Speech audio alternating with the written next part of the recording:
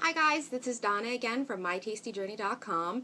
I just got done a really sweaty workout and thought I'd come down and film this before Katie woke up and I hopped in the shower. So yeah, please pardon the extra pretty appearance this morning, but you know, we're keeping it real here at MyTastyJourney.com. This is what happened and this is what I look like at the moment. So this brings us to the end of the 7-day slim down.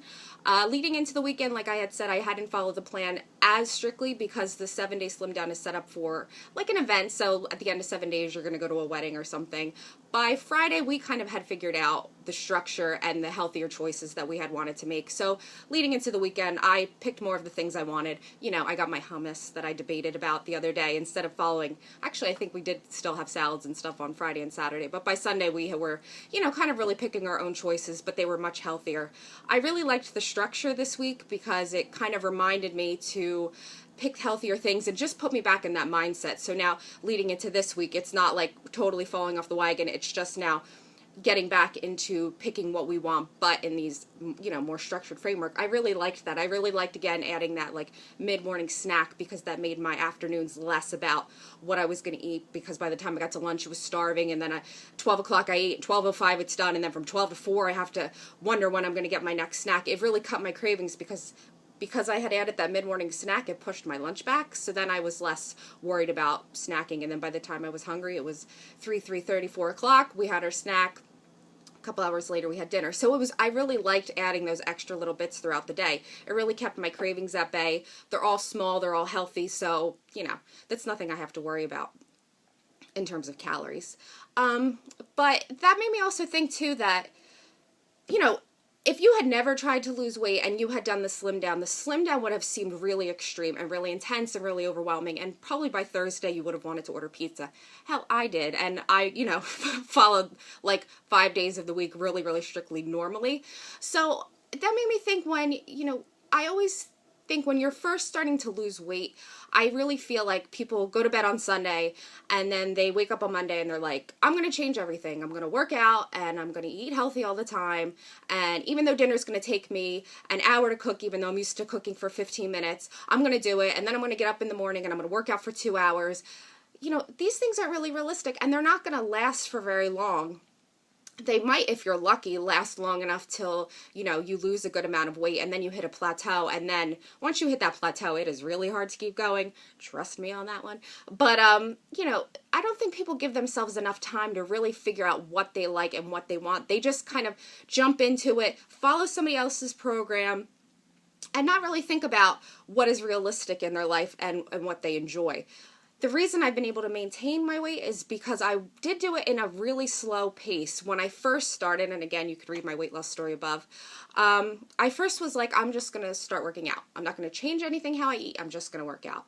And then I was busting my ass all the time, so I was like, well, maybe I'll try to eat a little better. Because I think at the time it was around Halloween, so I was still eating like 4 or 5 of those like mini candy bars every day.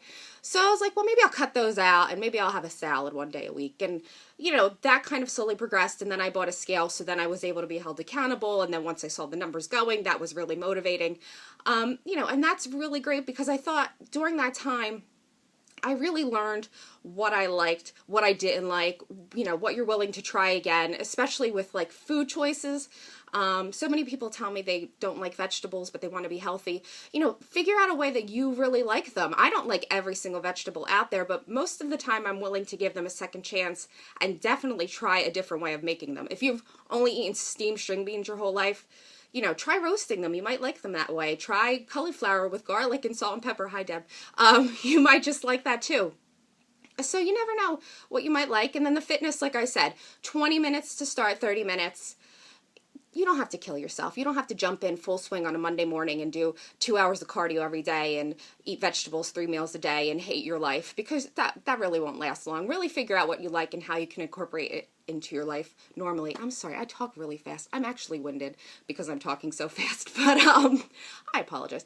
So, but you know, I say anything you do, you know, this week versus last week, if you got up and you worked out twice this week and you worked out none last week, you should be proud of yourself. If you picked one healthier dinner this week or you tried out a new recipe that was maybe lower cal or cleaner than you normally would, be proud of yourself. Be proud of any healthy choices that you make, because all of them lead to, you know, a pattern and a lifestyle. As long as you could find something again that you really like and is realistic, you will stick with it, especially when you see how good you feel.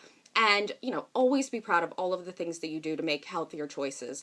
Never get down on yourself. I know it is hard. I do it all the time myself, but you really have to be proud of all of the healthier choices you make. If you get up one day this week, just one day this week to work out, you're doing okay. So be proud of yourself.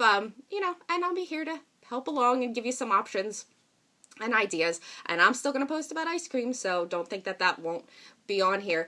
And also, too, really figure out the things that make you want to stick with your program.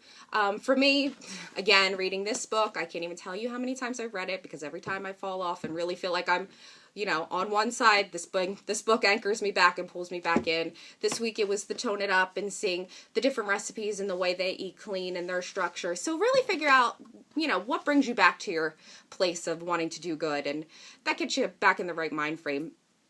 And that'll get you there. So, yeah, that's it. I thought you'd like that, and hope I will have more videos. I think I want to have more videos, because I keep thinking of little subjects I want to talk about. So that's the end of the Slim Down, but hopefully I'll have some more videos to share with you soon. All right, guys, have a good day and a great week. Healthy. Bye-bye.